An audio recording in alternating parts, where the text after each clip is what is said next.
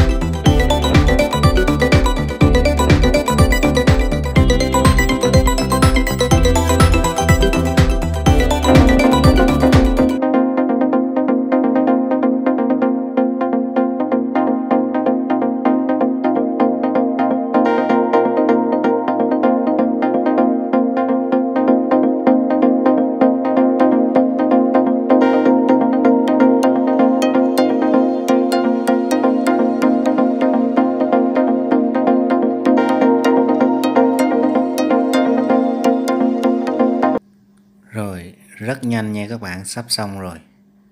Còn khoảng hơn 30 giây nữa là xong. Tại vì clip này mình đã tua nhanh đó các bạn, để đỡ mất thời gian của xem của các bạn đó. Đó các bạn thấy không, bắt ốc rất là nhanh. Cầm tua vít bắt ốc rất nhanh. Thì xe này là xe của khách nha mọi người. Thì mình nhận khách là thay bộ áo. Đó bây giờ là xong rồi đó. Đó để mình quay cho các bạn xem. Bây giờ là nó đã là đổi màu, đã thay đổi màu, là màu mới của nó là màu xám đen nha mọi người.